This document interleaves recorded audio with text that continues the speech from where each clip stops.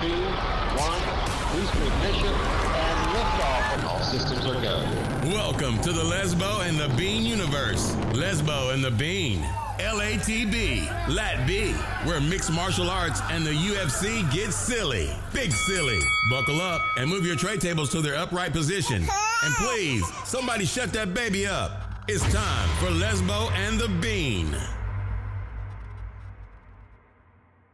This episode of Lesbo and The Bean is brought to you by Lather & Co. That's latherandcompany.com for all your bath and body needs. This is an exclusive for Lesbo and The Bean. Remember to type in LaTB, LaTB 15 for 15% off. Any purchases over $25 will give you free shipping. US domestic for now.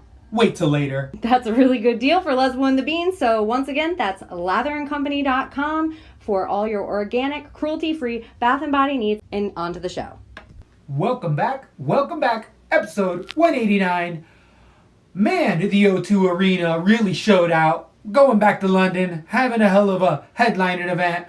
But here at LaTB, you know how we doing it. Getting over that 50% nonstop. Making money plays, making money moves. It was a good weekend. DraftKings did hurt a little bit, but as far as straight up bets, we were both in the positive. Before we get into the breakdown, before we get into all that, how have you been, Lesbo? Have you heard any of the unfortunate news going around the MMA world lately? Unfortunate news at that. Like maybe the most unfortunate news. And it's weird news. And everybody knew Tony was the type of guy that was weird. But we didn't all know how weird or what was going on. And we still don't really know. I feel like we know 20% of the story. Officially, what we do know is that there has been over 6 visits to his home. Never for domestic abuse, never for violence. It's more welfare checks. It has been the police department checking in because there has been people that said that Tony Ferguson is not sleeping for up to 3 days and changing the locks on his house and not letting his mothers see her children, even though they still all live together. But still, when the officers show up, Tony Ferguson's wife does not think that the children or anyone's in danger. They just are trying to get him mental help, from what we understand, because he's just rationally not all the way there. What do you think is happening? Did I sum that up? Is there anything I left out as far as kind of what's going on with that? No, and also the wife has come forward and said, yeah, he is not being violent at all. Not dangerous. And the reason that there's 6 cops there is because Tony Ferguson is #champ shit only, #snapjitsu, #one of the greatest of all time. So, sorry you need 6 normal men to take care of Superman. Hide your ankles, hide your wife. Exactly. You get ankle picked hide all day everything. long. So it sounds just like the amount of officers showing up isn't necessarily because of the amount of chaos going on as much as how dangerous that Tony could potentially be if he wanted to. And all of our fans know how biased both of us are to Tony Ferguson. I don't know if more me, but I know you're a huge fan as well. Oh, yeah. Other things that this has reminded me of is like either meth, PCP, schizophrenia, or I know this is some crazy next level shit, but people say that like Martin Lawrence went crazy because of dehydration and certain kinds of things. Oh, I've heard of that. Oh, yeah. And if you want to get next conspiratorial, other people think other things that leads to Dave Chappelle, things that leads to other things. People know how I am. People know how I am about conspiracies. But dehydration can make weird things happen. And Tony's a guy that I don't want to even pretend that I could understand champ shit. On that level, like, is he making his body constantly go through cycles? Is he, I don't know if there's an infection in his leg. He thought a microchip was in his leg. That is one of the other circumstances that have come forward that he's feeling like that. The one issue that you didn't bring up that I think we do have to also kind of acknowledge here is some sort of opioid use. With that leg being ripped open the way it has been, and I know on certain pills, if you don't sleep after a certain amount of time and you take them, you start to see some weird shit. You start to think a little funky. I know. I just always, with opioids, I always think like the dozies. Like people get like, they like doze off. But what if isn't it one of those pills though, like Ambient, that if you don't go to sleep, all of a sudden you're like, I'm in a weird fucking too. I heard state. people like, I ate all the soap in my shower. And you're like, what? Girl, go to sleep. Exactly. Well, he was also, Tony Ferguson was supposedly throwing water at his wife. Holy water? Yeah. That's what I was hearing? And tore apart his whole the fireplace. Oh, it's really unfortunate. This is just somebody that screams out they need help. And he's live tweeting still. He's still actively tweeting. Eddie Bravo. Really? I haven't heard that. Because they're like, what ideas are you putting in his head? Eddie Bravo's a saint. I'll say what ideas are you putting in his head? Eddie I don't Bravo's know how many saint. people are blaming Eddie Bravo. They're like, that's some flat earth. Yeah, I don't believe that shit. You know what? I have to bring up something that I just think is funny right now because Eddie Bravo, hashtag flat earth bullshit, blah, blah, blah, blah. And I'm not saying it's bullshit or not. I just like, and I tweeted out at Paul Felder because he said something about flat earth on last night's fight night. I heard it. So I tweeted out at, everybody knows that flat earth is just a psyop so people don't find out about hollow earth, hashtag Agartha, hashtag look into it. He liked it during the broadcast, and I'm like, that's some multitasking bullshit right there. Paul Felder's on point. We know we like on Paul Felder for all sorts of reasons. And how did you feel about the cast in London? From the first fight of the night, the crowd was there. The announcers were there. I thought O2 really showed out. I was really surprised at the level of education in the crowd from the first fight of the night. And some calls for the judges, which I know we're going to get into when we get into it. But whatever direction MMA is headed as far as rules and understanding, and it might not be, it might be a slow grow on crowd, but you have to be educated to be there. Or maybe the super educated are there, like the hardcores are showing out in these certain places. I love that they get it. I love that they're booing when I feel that they should boo. And I agreed with them most of the time last night. Totally agreed. I think one of the biggest things I can see, if you look back at some of those UFC like 50 to 100 whenever we went to Europe with Bisping, anytime there was a takedown, it was automatically boos. Because people were like, this is garbage, I don't want to see this ground game. And come back to 2019, there until Jorge Masvidal headlining it, every time I saw somebody land a takedown, the crowd cheered. Every time someone got out of a submission, the crowd cheered. And that's just next level craftsmanship that the crowd understands. Like, oh, he's out of danger. Oh, he got it. Like, they understood the transitional advantageous positions, which used to not be there. And the way that they started that out was with Mike Grundy at 145 Wait, is there pounds. Anything else? I'm sure there's more. We can get into it as we go. Thing, nothing else. That's really. Before we start, right before fight night, got a text from you. Thank goodness. This was one of those late dropouts in the night. We had a fight at 170 pounds between Tom Breeds and Ian Heinisch. 185. 185. And this actually really interesting and telling. We had the underdog in Heinisch. He was going to end up being our big free bet of the night. One we felt comfortable with, but it ended up not coming to fruition because Tom Breeze, even though it's not official, all his management said was he has some issues to sort out, and Tom Breeze has already fallen out of a fight with Aluadu Bamboje, who's no longer in the UFC due to anxiety.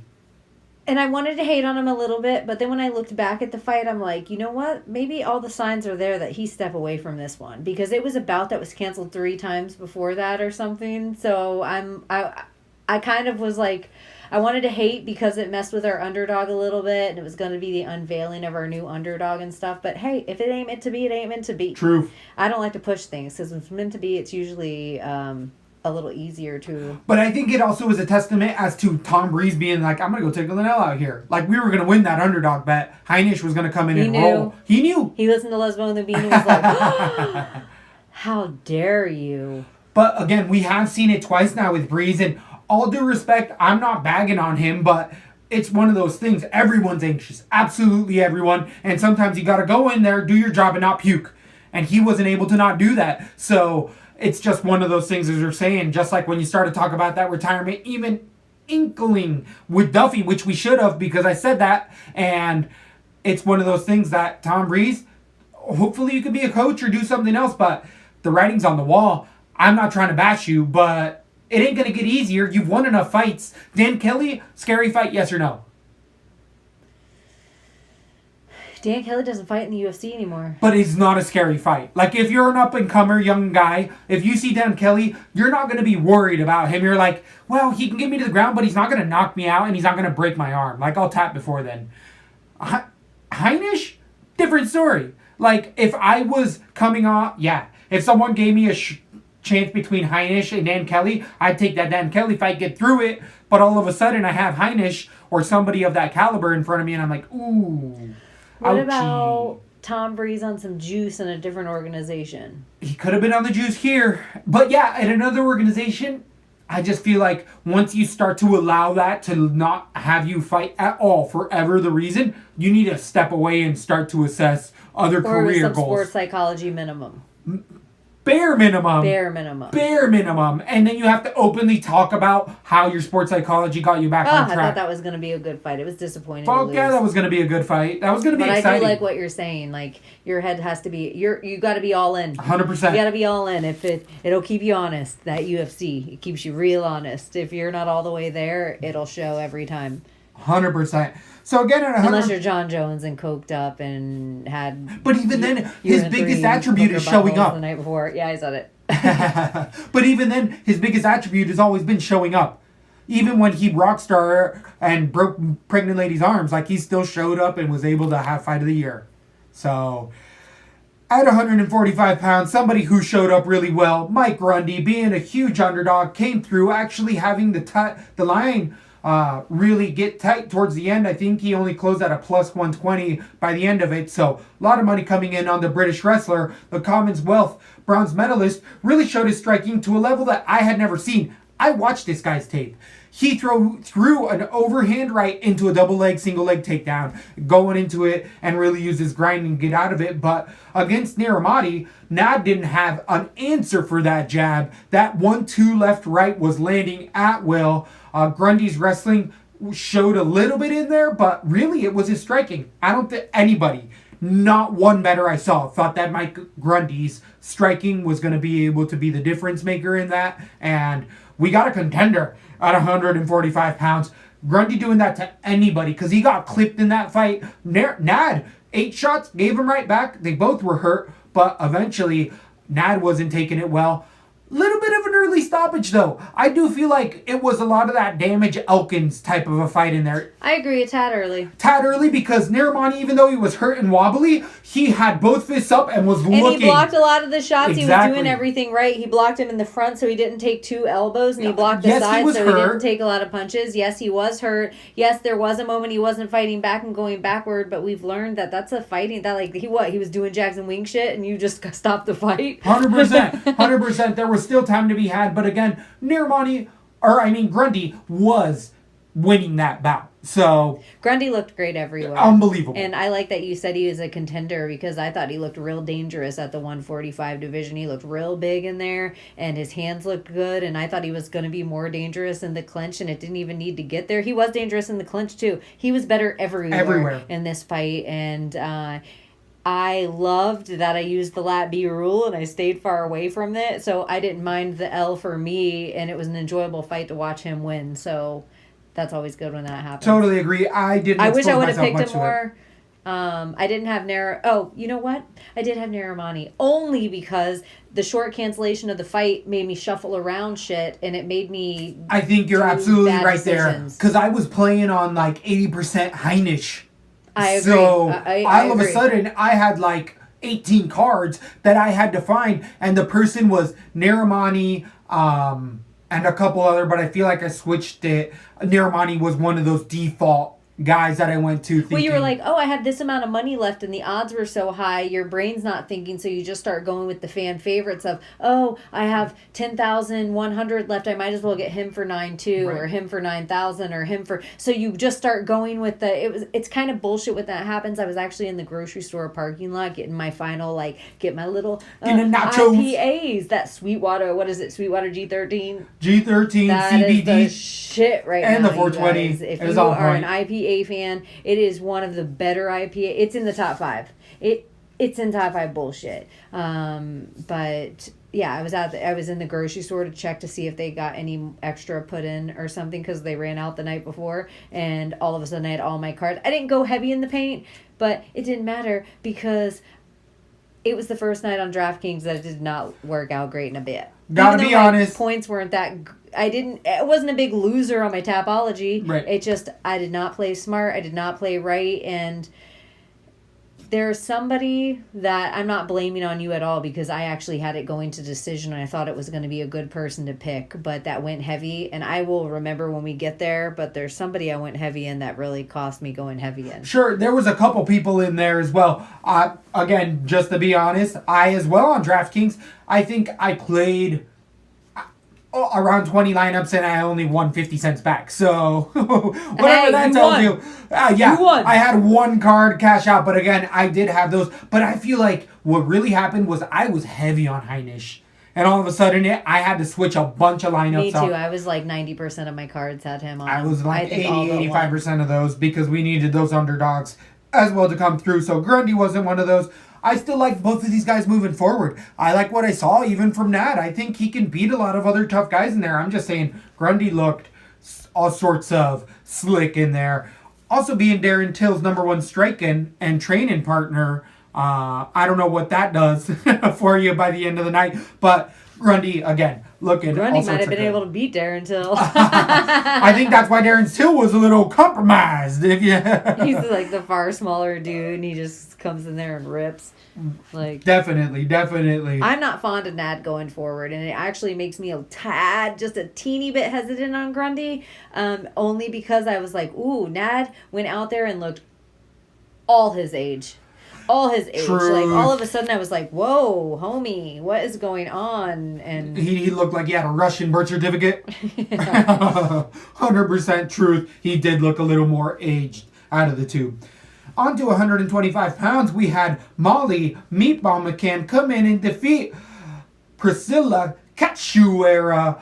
Told you guys this was going to be low level, and I feel like it was super low level. Cachoeira moving forward with her hands down, eating punches non-stop, and just taking one to give one, and Molly's face was unable to take the punishment, almost stopped in the 3rd round. The ref came in and asked Molly Meatball, can you see? And she said yes, and we all know she couldn't see. There was no way at all that Meatball could see in there, but before we even got to all that, I mean, it was super low level. Moving forward with either one of these ladies, I'm going to probably be betting against, because Meatball was throwing a lot more combinations with higher output, but she still wasn't exiting properly, and why she kept getting hit. But again, the tale of the entire fight was halfway through that 2nd round, Meatball's eye off of a right hand. I don't know if we're going to see Meatball for a while. I hate to say it, but she got that Josh Emmett. And that Josh Emmett takes a long time to heal. She said nothing was broken officially. They did the x-rays. I saw the EKGs. Shite. Nothing's broken, but... Oh, shite. Tough as nails. Tough as nails. If she wouldn't have said anything other than, I can see, I'm fine, they would have called that fight. All this fight made me really think of... I don't remember. I think it was Molly McCain. They asked her, who are the 3 toughest fights for you in your... No. It was our girl, the cutie patootie, Joanne Calderwood. They said, who are the 3 toughest fights in your division? She goes, I think Shevchenko, and then maybe Jessica Ai, and then Caitlin Chukagian. And then you're like, look at the drop off of that mountain peak of Shevchenko to Jessica Ai, even and then to Chuchu Chukagian. So, and then even JoJo, tough as nails, JoJo, and then even JoJo above McCain, tough as nails over that. This is a division that is really what a jungle gym reaches where you almost got to get your body weight in There's it to jump up humongous to the next gaps between gaps, each yep, and number levels. of people. And watching this fight the whole time, I just thought, for real, and bias as hell over here, but all I thought is, damn, Valentina's a bad bitch. Damn, Valentina's a bad bitch. If this is where this lady goes, and this lady also turned that lady's eye into a donut hole. Shevchenko turned that woman into like, oh, nasty old tampon. She turned her into a nasty old tampon on the ground. She made her Used all and bloody. abused. Used and abused. She How do you flung it feel- at her like an Alaska wrestling. How do you feel about Cachoeira grabbing the hair of McCain in the third round and actually landing that knee? A lot of people calling it dirty. Announcers really not liking it.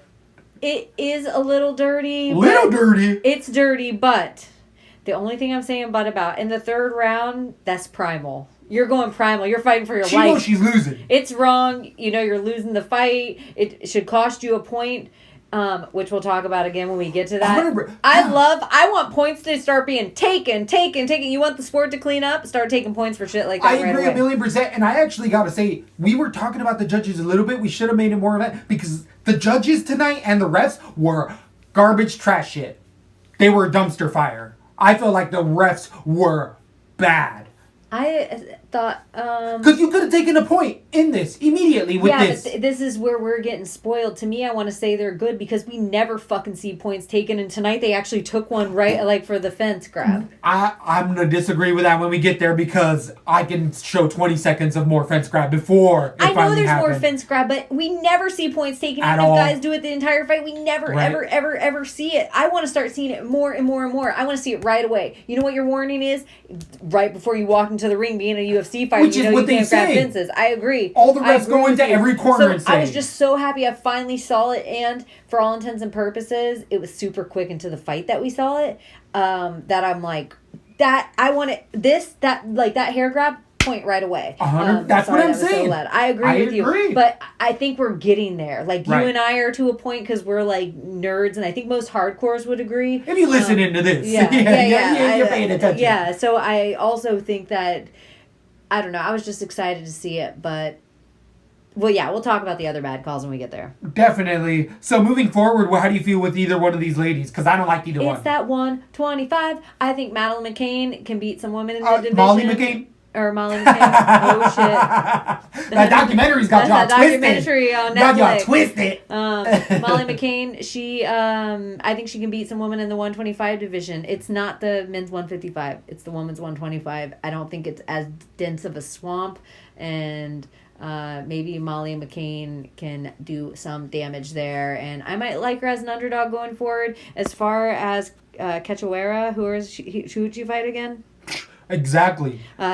She's going to be a setup for other women in the division because she's still not the first fight of the night. Her next fight is first fight of the night, and if she loses again, she's out. I feel like this is, I don't know why, I'm thinking Mystic Bean all of a sudden. This is the type of fighter that Nika Montano comes out for against Cachoeira. If they want to get her back in. Well, no, because she's not willing to fight like legitimately tough fights. So I feel like she could take Cachoeira off of a loss and be like, She's yeah, I'll fight this fighting- lady. Isn't Montano... Does she have a fight Oh, booked? no. Exactly. I thought it was Montano versus Shevchenko's sister, but I think it's No. the librarian lady. Monteferi. Yeah, Monteferi. Little bit of a difference there. It is. For sure. Everybody loves Monteferi, and Montano's on everyone's shit list. Definitely. On to 145 pounds, we had a big underdog here from the Bean. Sorry, I swayed you the wrong way. I had Danny Henry over Dan Ige coming in, the underdog, plus 145. Thought he was going to end up using his length and distance to really keep Ige at bay and not stay on the ground, even be able to hold his own, but quick right hand early in the round only took 1:17 seconds. Once Ige hurt Henry with that right hand, it was just a bunch of lefts over the body shoulder, and he finally reached the round, got the rear naked choke, and submitted Dan Henry. It was a quick finish, so can't really take tons away. I'm still not that down on my boy Dan Henry because it was a fast finish. Everybody gets caught. And Dan Ige came in looking so torqued. Like so... He was ready to go. He was ready to go, and he was, you know how they say they wait for a fighter to peak? He looked like he was actually in his peak moment. Like, he looked like he was coming out there, and the way, if you looked at the lines of his body, I'd love to be one of those people that actually watched these in slow motion and paused them. He had perfect form on his punches, on his reach, on his everything. He came out hot. Yep. He came out hard. I loved everything I saw from Dan Ige. This is what Henry did to Duadu. Where Dane Henry came out, landed that overhand right and submitted Duadu. The exact same thing happened to Henry here. He can do he did to me look a little bit older than he usually does at the weigh-ins, being 6 foot with that. I don't know if it's the thinning hair, but Henry did start to look a little rough. It has been an entire year. He is not the youngest guy, but Ige looked all sorts of hot. How do you feel about Ige's post-fight chat there? Talking about it doesn't matter. We're here, it's fights, whatever, but he was all condolences about the massacre that ended up happening over the weekend in New Zealand. How do you feel about him spending his time and his win talking about that instead of saying, hey, fuck you, fucking... And calling out. Yeah, someone's ass. Those Hawaiians just seem like good people. They seem like a different kind of people that they feel like what they do in the octagon, they don't need to call anyone out. They just go in, do the next person who's in front of them. Whatever you want to do, Dana. Make my fight whoever you want to make it with. Blessed area. Blessed is best. You know. Oh, sorry. Wrong Hawaiian. You're close there. But that's how I feel about a lot of Hawaiians. Like, I just feel like they're not trying to call anyone out. They're just going to fight the next guy that's put in front of them. They want the next hardest match, and they want to keep climbing. And I think Dan Ige is still one to watch. I think he's dangerous. He looked great in there. Totally agreed. You know what, though? He had that kind of style where it's what I think everyone wished was coming from Cody Garbrandt. Interesting. It just looks so... How Cody used to just come out so hot, like hot out the gate like a bull. Like the fence went up and just...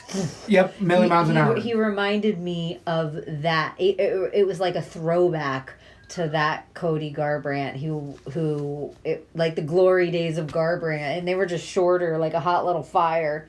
Not that he won't be. Maybe Cody moves up. Maybe 145 is his gig, but I don't know. I was excited by Ige in this fight. I don't think Danny Henry's a walkthrough. That's too. That's why I don't think it was just an easy win. I just think Ige looked that good. I honestly think that because it was a quick finish, what's going to end up happening to my boy Dan Henry is he's going to be an underdog next matchup, and I'm going to be getting all sorts of sloppy underdog money. If he takes at least 4 to 5 months to heal. But it wasn't a TKO, it was a submission. He was hurt though in that initial shot. Yeah. But he wasn't a Darren Till type of lights out. No. no. Darren Till. Sweet Caroline. Blah, blah, blah. Told ya. Mystic Bean all up in this motherfucking house. Sorry, I know I'm jumping the gun. I just had to get there. Blah, blah, blah. Got all sorts of murked. 205 pounds. We had debuting Niku against Savarov. Savarov being one of the dirtiest fighters we've ever seen in there. The 32-year-old Russian used every trick in the book. And if we're talking about fence grabs, that was immediately what this Russian went to, was the fence grab. I saw fingers in the first couple exchanges once Nick got pushed up to the fence. Grabbing. The ref called it a couple times, said, stop getting your fingers through there. The announcers even saying, Felder and chums alike, saying, hey, he's grabbing the fence. I saw the ref window wipe his hands off of the fence 3 times, and then say, okay, stop. Finally broke it and talked about the position, but this was probably like 2 or 3 minutes into the first round. Niku was gassing by that point as well in the submission or the grappling exchanges, but the newcomer definitely hadn't seen this level of competition, and even with the Russian fighter, he put a good game plan in together, but he used all of the dirtiest little tricks to get the win in there. I don't like either guy moving forward, especially Safarov, because I think another more, if a Mark Goddard type of ref, Herb Dean potentially in there, he would have taken more so, because there was even a point where the ref window washer wiped his hands off of the cage, said stop, and Safarov actually landed an elbow after the ref was openly touching both of these fighters to stand him up talking to him about the fence. So there was multiple disqualification points, if not 2 points, that could have been taken in here. And it was a young ref. That young ref was sweating. Look back at the tape. He was wiping his brow just like, oh, I'm nervous right now. Like his body language was like, oh no, why did these guys have to do this? So I think both of these guys moving forward, I'm betting against. I didn't like anything I saw from them. What do you take away from this? Do you think Niku, yeah, do you think that he would have been able to maybe secure more rounds if all those fence grabs weren't made?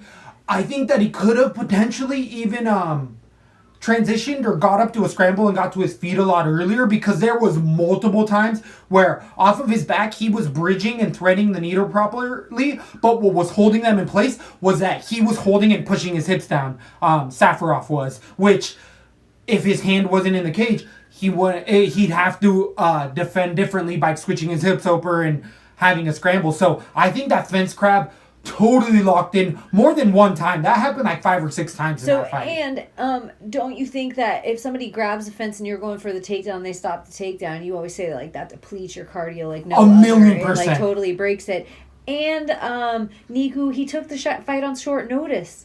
Right. Super short notice. So I was thinking, like, maybe he's potentially somebody to watch out for, and maybe even though this was such a sketchy split decision and the point taken could have made it go the other way, even it actually is the fight that makes him work that much more on his cardio, and it wasn't an awful showing from him, maybe being an underdog going forward. He also looked like Molly Meatball in there for a second. Into that second round, I thought this could have been stopped, because there was even the corner saying, like, this guy's not getting up. It took 20 seconds into the third, so he did show a level of heart in there as far as taking a beating, because he was all ET on the right side of his face. I just think both guys could be weird little underdogs going forward. I don't like it. I don't agree with that. I'm going to go back. I listened to the show, and I feel like some fights I was really swayed on because I didn't feel passionate about either fighter. I think both guys are weird, like, where I thought that Safarov was, like, grimy, and that old school, like, DC where he knows every trick in the book wrestling, where he's gonna take it into all rounds, that Cowboy Oliveira type, like, whatever, I'll do whatever to win. If you ain't cheating, you ain't trying to win, like, you ain't trying. That mentality. And then I also felt like I would really like to see what Niku looks like off full cardio, and maybe with a little more camp and knowing what he's getting into at this level. I actually was more impressed with both guys showing, because I wasn't super high on Niku and said he was going to be one of those guys that everyone's real high on, this guy that never fought a UFC caliber guy. And I think you do have a total point there, because his first loss is coming in the UFC, so he's 24 years old. This guy's going to be able to make leaps and bounds worth of growth, where he might not ever look that gassed ever again, because now he realizes this is what the lights do to me. But he's got fights in the UFC by far, especially and he might have a good 205. Foundation. Right. Like that good foundation to jump off of. 100%. On to 155 pounds, we had underdog Mark Diakese fighting for his contract, showing it in there against Joe Duffy, leaving ATT Florida, going back home. Diakese getting back to his roots and using what got him there to win the fight. I'm going to try something. Is it Mark Diakese? It is Diakese. With a J almost I think it's Diakese, but I could be wrong. Diakese. I heard him say it last night, and I was like, I'm sorry. I really want to get it right. Like, all of our people that listen from the UK, England, anywhere, sure. Like, I want to get it right. I'm trying. I know, but I'm like, I know it's not with a D. Interesting. That's like what I put in I my keep brain. hearing Diakese, but that's because I listen to Paul Felder. No, I think he's the one who I listen to. I just am like, it's spelled with a, like that. Yeah, like something like that. Okay, anyway. Interesting. So, in this fight, he showed out, so I want to show out for him. For sure. And he did show out. Those leg kicks really playing a role, taking away the entire movement of Joseph Duffy. Coming out of TriStar did Duffy this time around. again, this is one of those rules at LaTB that I even said we should have listened to. I decided not to, but heard Duffy talking about the light at the end of the tunnel. Anytime we hear that, we got to take a step back, reassess. And if the fact that he was a favorite should have been a big indicator there, where Jacassi had his back against the wall, needed to get a win. And it's so weird. It's something so where I was like, Bone Crusher. whoa. But Bone Crusher definitely needed to put it together and used amazing takedown defense, which he was super heavy in the hips, where I like that amount of power, but as I was telling you last night as well, the way you counter somebody who throws his hips that hard is fake a shot and run a knee right up the middle, and you'll catch him all of his weight with a knee and knock him dead. But Duffy wasn't able to do that because those calf kicks ripped Joe Duffy's leg apart. I mean, there was times I thought Joe Duffy was going to quit in there from those leg kicks. It was just a case of keeping it on the outside, and he does that against anybody else in there. He's going to be winning a lot more fights in there. Bone Crusher has a long career in the UFC. Not so much for Joe Duffy. Again, retirement talk. I kind of feel the same way, and it's why I don't know how much stock to put into the Bone Crusher, because I do see what you see. I'm like, is Duffy a guy that maybe shouldn't have been in this? Like, maybe he's not at this level anymore?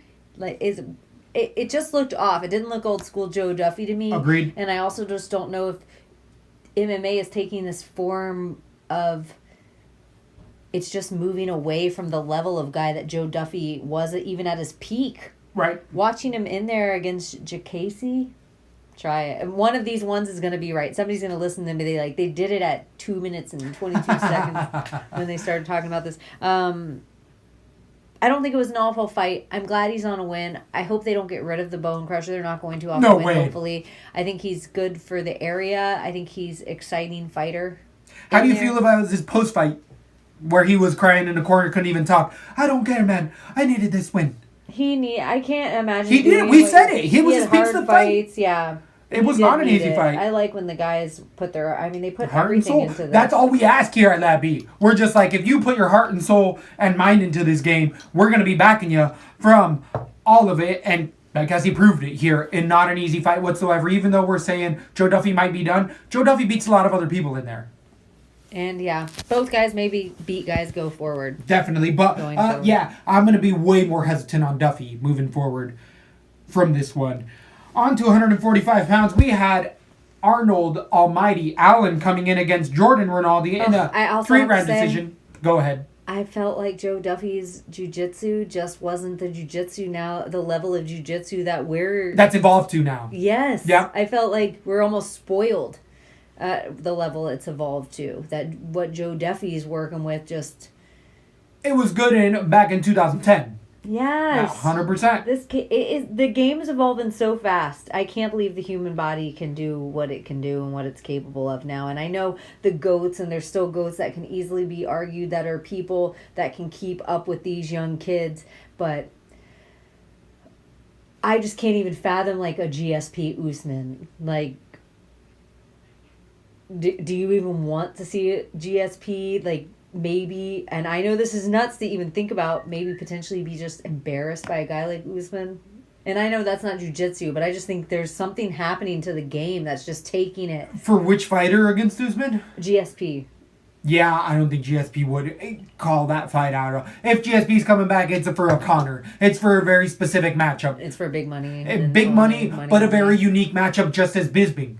Because Bisping was exploitable. Striker. Exactly, with the not a strong takedown defense, and once he's on the ground, he's really exploitable. So I don't necessarily see that as much for other options. GSP being super smart in there.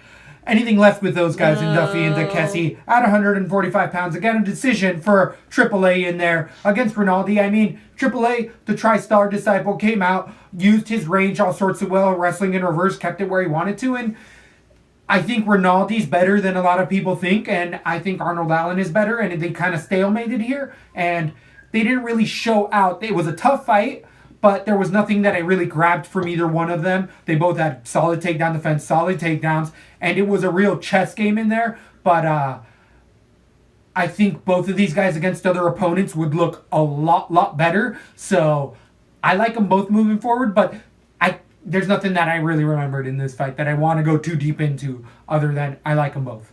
Anything you had in this one? It was a kind of a stalemate, but it didn't go any way different than I thought it was going to go. I just thought both guys are really good guys. I like them both going forward. I think they're both sneaky underdogs.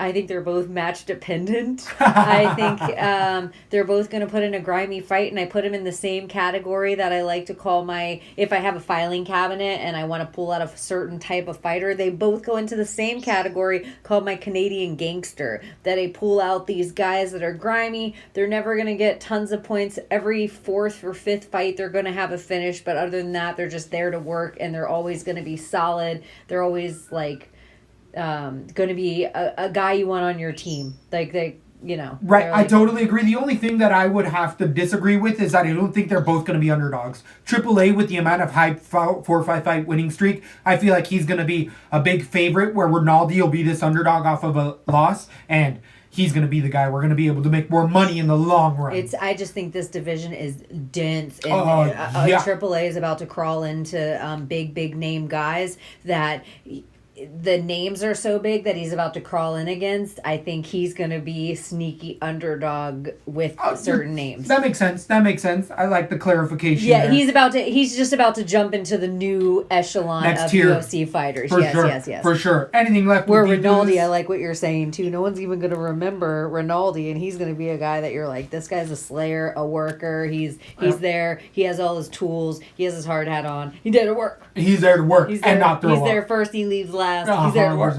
There to do work. 185 pounds, we had Jack Marshman coming in against John Phillips. This ended up turning into a 3-round decision. This one we had a lot of the crowd booing for. This one a lot of people thought Phillips had the decision in, and I would honestly agree. I thought Phillips won the first and third round, and it was because of octagon control. Marshman had his back to the cage the entire time, knocked down in 2 of those rounds at that, and was led up by Phillips because Phillips didn't want to go to the ground at all, and I don't like either guy going forward.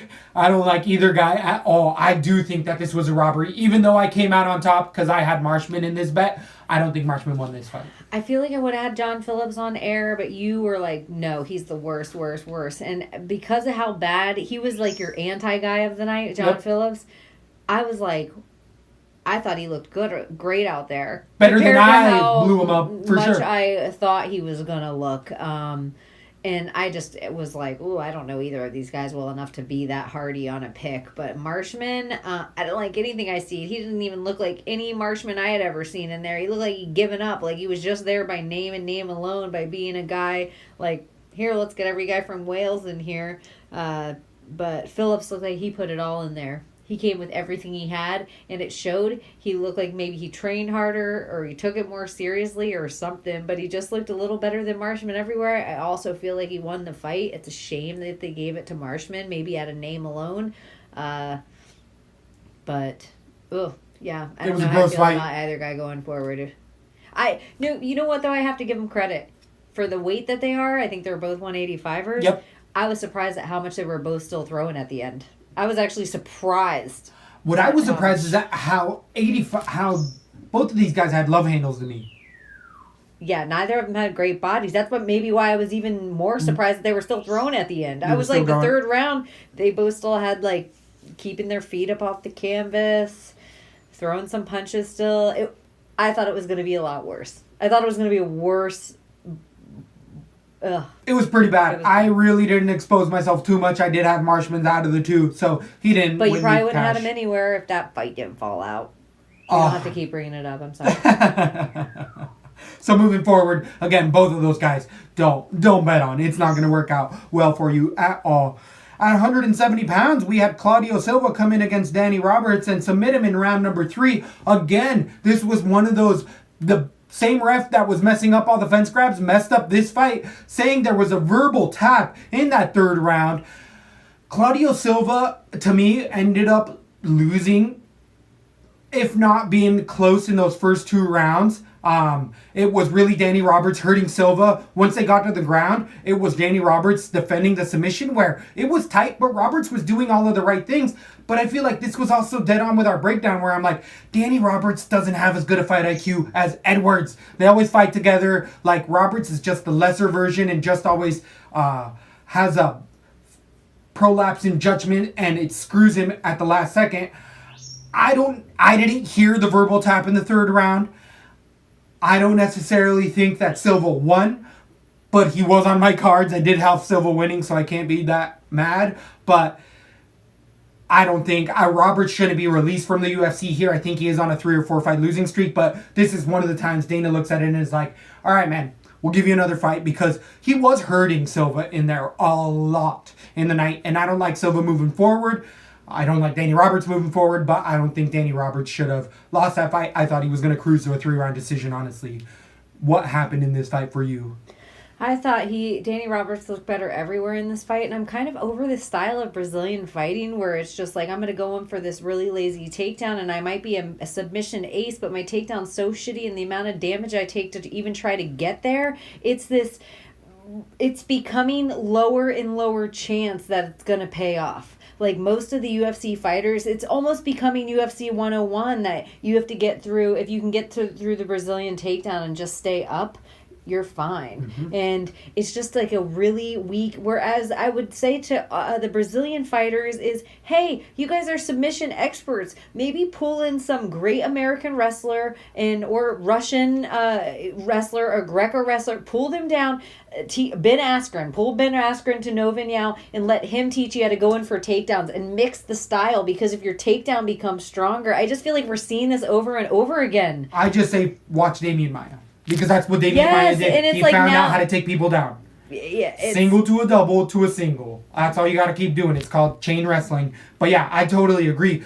As Silva moves up, it's not going to get any easier. It's not going to go much, and I just feel like that's for every single one of the guys that fights to this style in their division. Danny Roberts is kind of not a low-level guy, but he's not a high-level guy. So for you you have 15 minutes to take a submissioner's chance, that's not going to work for much longer for Silva. 1,000,000%. So I don't like him going forward with somebody with the best thing that you said about, you didn't really say it about Roberts, but the thing that I'll take from it, I don't like Silva going forward at all with someone with better fight IQ than Roberts. So both guys I'm not really high on going forward. I think there's money to be made betting against both these dudes. Totally agree.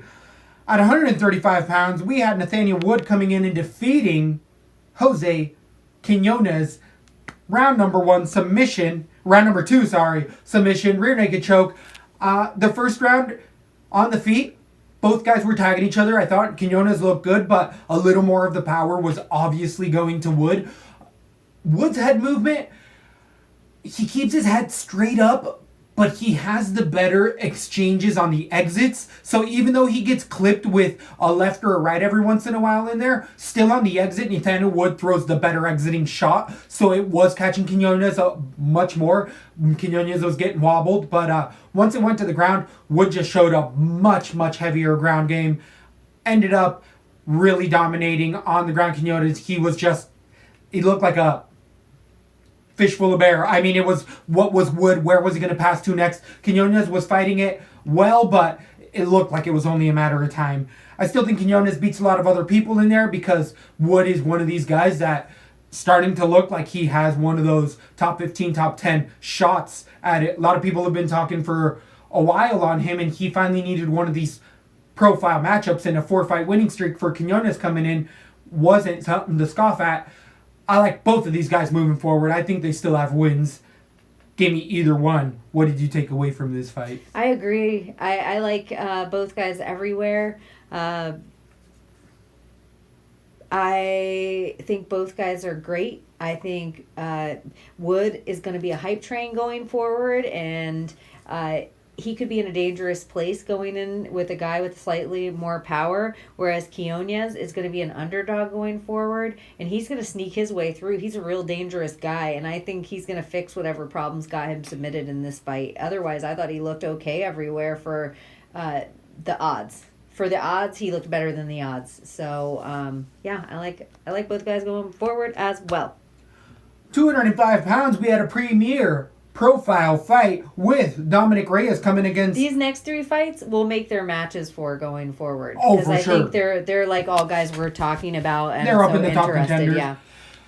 Against Volkan Ozdemir, no time in there, ended up going all 3 rounds. This was actually one of the highest priced guys with Dominic Reyes on DraftKings. Big betting favorite. And, I mean, he really let you down. We've been talking a lot of good stuff about a lot of guys, especially with the amount of hype he had in there. He should have gone in there and really put it to no time. But Ozdemir showed a great gas tank in there. Actually, good predatory skills. 8 tons of good shots, and I thought was getting better of exchanges in round 1 and 2. Third round, maybe a little controversial, but I still think it could have went to Ozdemir. I'm surprised Reyes actually eked away this one by the end of it. I know the crowd was booing. I could see those second and third round being a toss-up for either fighter. So it was a dirty split. The fact that it was a dirty split and not one-sided for as big of a favorite as Reyes is, I think, is really telling. A lot of people saying, hey, Reyes is a sham, Reyes is a fraud. I don't think so at all. Ozdemir is number 7th in the freaking UFC, number 6th in the UFC. This was a tough-ass fight. I think this was actually pretty spot-on matchmaking. I do wish Reyes got the finish in there. I had money on Reyes getting the finish in second and third. A real honestly, Ozdemir's probably the 3rd-ranked guy in the division. If you were going to be an honest hardcore and like what he order just got you finished put twice him in a row. And against guys Top that are, yeah, 3. like I think I would put 100%. Ozdemir against Gus to win, not Anthony, not Bones, but against Gus. And then I think Ozdemir could beat Santiago Maheta, and I think which are guys that are working up to the top of the division. Great fights. Yeah, I still like Ozdemir a lot. I totally agree. Well, Anthony Smith right now, he's off of a loss. So yeah, I asked you last night if you thought if Dominic Reyes isn't as good as everyone thought, or if Ozdemir's just better than everyone thought. I think Ozdemir's better than everyone thought, honestly. That's my real assumption for that assertion. I think Ozdemir's better than everyone thinks because he's off the 2-loss, now 3-loss. But I also think Dominic Reyes isn't as good as everyone thinks. And I was going to ask you if you fell off is he still the hype train to look out for a little bit? I don't necessarily, because this was gritty and dirty enough of a fight that Reyes learns from this. But now it's like, okay, so he ekes by a controversial that most of the audience booed win against Ozdemir, and then he beat a 185er in OSP. Is he just like, oh, maybe he is just a hype train? Or do you think he's still going to wear the belt at 205 one day? I think one day, it might not just be as quickly as we were initially saying, but I do like that. Reyes adapted in there. It wasn't an easy fight, and I feel like Ozdemir won that fight. He was the guy who controlled the center of the ring by far, landed the more devastating strikes. It was all Ozdemir, so... I think he might have wrecked that cardio of Dominic Reyes right at the beginning of the fight, because there were some brutal shots that Reyes took from him that might have... And those definitely wear you out. But, again, Reyes didn't quit in there. Neither did Ozdemir. So I just feel like people, if they're saying I'm off the hype train, I don't necessarily agree. And people that are saying Ozdemir's done, I don't agree as well. I think both of these guys put in a really valiant effort, and the judges were wrong. I know I almost wish it wasn't Gus Anthony Smith next. I almost would rather see Reyes Anthony Smith right now. I don't think it's necessarily a bad thing just because Ozdemir already fought him. And then Gus versus Ozdemir. I'd rather just see him Who's trying to fight partners. Gus right now? Anthony Smith, I think. I like Anthony Smith Reyes. Because then if Anthony wins that, he automatically is back in the title contention. And Reyes... And people also, I have to throw it out there just for Corey Anderson. Uh-huh. They put his name in that mix. True with his wrestling. Right now, Ozdemir versus Corey Anderson, who would you have in that fight? Maybe Corey Anderson, because the only place that Ozdemir has any kind of... Corey Anderson has the worst chin, but Ozdemir has very bad ground game.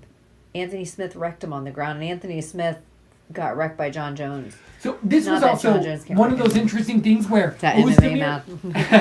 Ozdemir and who else? Jakesi ended up leaving ATT and moving back to their home gyms and actually have had better performances than they ever have. Because I would say Ozdemir looked better than he ever has in there, even the loss. I thought he looked good. I thought he looked good because he really did win that fight. I totally agree. It's just crazy also seeing 205ers at this size go to decisions more and more and more. We're also seeing big guys, too, the heavyweights, go to decision more. I mean, I don't know if that's true, if it's more and more and more, because they only... I haven't seen every fight, so I don't even know, but it just seems pretty crazy, like, watching these big guys still throw hands 15 minutes, 14 minutes in and stuff. Oh, they were both sucking breath, but it was definitely an interesting fight to watch, and there was a lot going on in there, but it ended up kind of just stalemating each other out by the end of it. At 170 pounds, we had Leon Edwards coming in and defeating Gunnar Nelson via third-round decision. It was all in that takedown defense. It was keeping the fight where Leon Edwards needed to. A lot of people saw this coming out. The wrestling in reverse. Leon Edwards was able to defend once they did get to the ground, which was minimally in this entire fight, and once that karate style, as I was saying before, with Gunnar, once he really stopped bouncing around and getting flat-footed in there, it was just a matter of time. He wasn't able to shoot after that. He's a very 1 to 1.5 round dependent fighter. And Gunnar Nelson, I feel like the biggest travesty of the night in this fight is that the fact that one ref actually gave it 30-27 for Gunnar Nelson makes no sense at all. And the fact that this was a split decision, I had Leon Edwards winning all 3 rounds, if not 2 out of the 3, but it was probably more 30-27 Edwards. What do you end up taking away from this 3-rounder? I agree with you. I think Leon Edwards is a real dangerous man. I think he's a dark horse in the division, and hashtag no racist. I think that he not only had amazing takedown defense, but he had the better takedowns. He looked better than Gunny everywhere. I looked everything I saw from him, and I do think he might be an underdog because of the guys that I believe that he deserves to fight are all like big, huge names that Leon Edwards isn't getting that cred for being a big, huge name. Usman has the belt.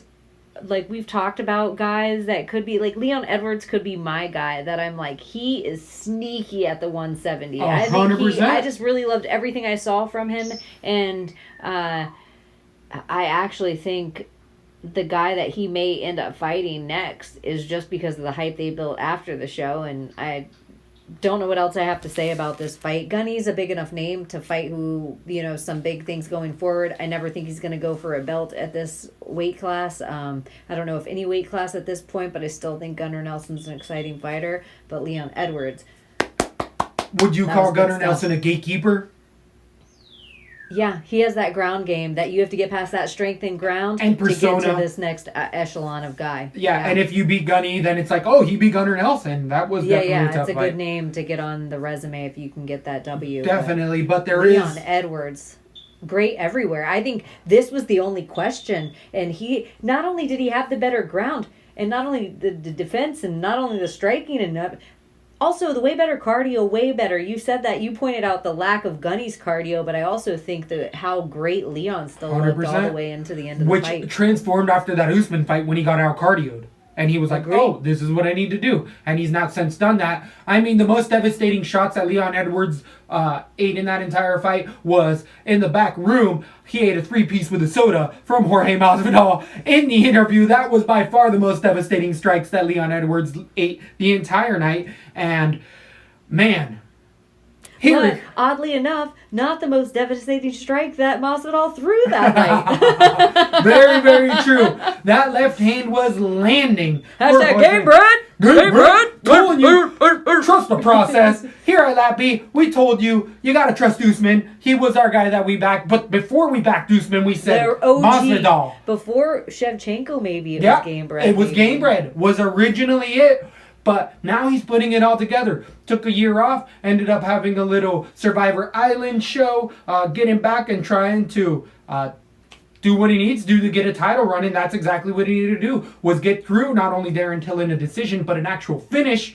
The Bean here had a submission round number 4. It ended up getting done in the second round. That left hand didn't just land that time. It wasn't a one-hitter quitter punch at all. Jorge Masvidal was landing that in the first round at least 4 times that I saw. And in the second round, it was just accumulation of shots. Darren Till goes on thinking that I'm a gorilla. I can eat all these shots. It's a big deal. But the same thing that Tyron Woodley. Darren Till walks into you, very Muay Thai stance. He puts his elbows out, Diaz style, and he just try to smother whatever comes his way, where actual precision strikers are like, oh, I know how to punch around that defense, and they'll throw the left over the elbow, and that's exactly what landed in that second round against Darren Till. But before that, Masvidal was taking this fight. The first seconds of the entire fight, Masvidal comes out and lands a groin strike. Darren Till is like, whoa, what the fuck? Masvidal's like, my bad. And then Till lands that left that drops Masvidal in the first round. Uh-huh. And then after that, Masvidal gets up, and it just is a back and forth fight. But again, I saw Masvidal making more of the adaptations in his striking other than Till, where Till was just coming in with the same 2 and 3 punch combination, where Masvidal was like, okay, I gotta move to the left, I gotta move to the right. And it was just stylistically match up. If you're following that beat, you're making money, because the beam was on Masvidal, and it was a big underdog. I was swayed by size, and something that I wish, because if you remember Jorge Masvidal even fighting at 170 and maybe even partially 155 before, he never looked thick, he never looked muscular, he never looked anything, and so him fighting a guy that was a large 170er, I really just thought size was going to matter too much here, and I need to learn to stick with, there's a reason, like, trust the process. There's a reason we picked the same as the trust Usman. Like, it's the trust Usman rule. It should always be the trust Usman rule. We ride or die for a reason, and Gamebred's the OG of that. Till, we always kind of thought he was a hype train. He even lost to Stephen Thompson. This is the second time he's lost in front of his home crowd. Boom! Boom, roasted. But I actually, Jorge came all bodied up. He looked like he's finally filled into this 170 in the same way that I was excited to see Diaz come out. He looks like this is a good weight class for him now. He looks like he fits into it now. He's a very dangerous man right now because he doesn't just have the cardio. He's not just training with like a wrestler like Colby. He's not just old school, so he knows all the tricks in the book, like coming out kicking into dick. But I just think going out and knocking out somebody like Darren Till cold when somebody with the power of a Woodley didn't do it and somebody with the precision of a Wonder Boy didn't do it, all of a sudden Jorge's a very dangerous man to watch in the division. And you know I hate this saying more than anything, but I'm going to say it. He's back. He's back. Gamebred's back. This is Gamebred's, I feel like it is his final title run at 34 years old, but he's doing everything he needs to. The unfortunate thing, though, is I want to say, hey, you got to fight Usman next, but from what we saw in the WWE style promo, I saw Steve Austin laying down all sorts of shit. Ain't nobody going to take his candy ass in the back. I mean, Masvidal was just like, what are you saying? Walked up with his hands behind his back, came out and landed, again, that combo on Edwards. So if it wasn't that Usman fight, which Ali Abdelaziz has already said we want that Masvidal fight, it's got to be Leon Edwards, right? It's got to be Leon Edwards. Just because it's already set up and everything for Leon Edwards. If Leon Edwards doesn't get the shine of that Masvidal fight, the only reason I would say not Leon Edwards is Jorge Masvidal doesn't just have steam behind him right now. He doesn't just have ranking behind him right now. He also has a huge name that Leon Edwards just unfortunately in this WME era doesn't have, but I think Leon Edwards deserves a very, very big fight. I think people are going to duck him. You know what? Hey, Askren, you got all the way over there. You don't want Robbie? How about you fight Leon Edwards? How do you feel about the Ben Askren situation? Because he flew over with the UFC, all sorts of shit. There was even in the post-fight pressers when Ben Askren was talking to the crowd over in London where Till came out and flipped him off. Again, Till may be overlooking his opponent, but the interesting that I gathered from all this with Ben Askren is Ben Askren was always talking to Till. Never Jorge Masvidal. Never. He's like, I'm not worried about Jorge Masvidal. I want Till. Why? Because that's a much easier fight all of a sudden, is it not? Especially a filled out Jorge Masvidal that looks like a 170. Would take down the fence? Especially, I think there's a very similarity between Jorge and Robbie. That if you're Askren, you don't want that. I totally agree. Can we talk about Darren Till for a minute? Let's. Like, you know, these He was are all out. He was indications. out. The commercial break went on. Before we even go to the Darren Till, hey, we don't have any fans in Italy. If you have friends in Italy and they speak English and they need some Lesbo and The Bean or MMA in their life, maybe you can tell them about it, because we have friends in little places, but not in Italy. So if you know anyone in the boot that I'm talking about, maybe you can call someone in Italy. Yeah. Get it done, fans out there. And for make sure you're following you at Zoltanite, and you're following me at Weakneck Baby, and you're following at Lesbo and The Bean on Twitter at Lesbo and The Bean, and at Instagram on Lesbo and The Bean, and yeah, Darren Till. And you're washing your ass with Lather and Co. So. Oh yeah, we get our and you put in LaTB 15 and get that hitta. Get that hit us. Get that sneaky 30%. They got man sense. Percent. They got some sexy man sense. You should check it out. And you might know somebody. You might know a lady, and you might be hard up, and you might not know what to get them for this dirty ass St. Patty's Day. True. Might get them a beer soap or something. I don't know. Back to Darren Till. As nasty of a knockout as it was, I mean, it's a long time since I've seen somebody after the commercial break still be out in there. Darren Till ate the left, ate a right on the way down, ate another left on the way down, and then his head bounced off of that canvas as bad as I've ever seen. Maybe not as bad as I've ever seen, but it was up there. Darren Till was, put him in a coffin. Put him in a coffin. My Darren Till, what I would like to happen for Darren Till is he needs a camp change, because wherever he's at right now, I think he has a lot of yes men around him, and I think he needs an ego check. He's too young to get this high. Like, I don't like this Connor appeal. I think Lightning doesn't strike all the time like that, and he's a good enough guy that can go real far in the division. I think he goes to America, finds a camp that's, you know, maybe be under John Jones, like the Mike Perry route. Like, or, you know what? Go fight out at BMF. That'll be a perfect spot for you. He seems like he has that madman mentality. Yeah. Go fight with a bunch of madmen out at BMF Ranch and get that ground game under control. Also, homie, I'd like to see you move up to 185. I think you move up to 185, you take 9 months off so you can really fill out what we just saw Jorge do. And your brain will live it out come with back. some water. I think Darren Till, with the speed, with the footwork, with the ego, with the everything, he can come back at 185 and wear that belt. I would agree. Prior to the weigh-ins, the videos I was seeing of Till, he looked swollen, red, nervous. I mean, the weight cut was affecting him. He likes to flip off the camera after the fact and say he made weight, but he did have to use the towel in there. I totally agree.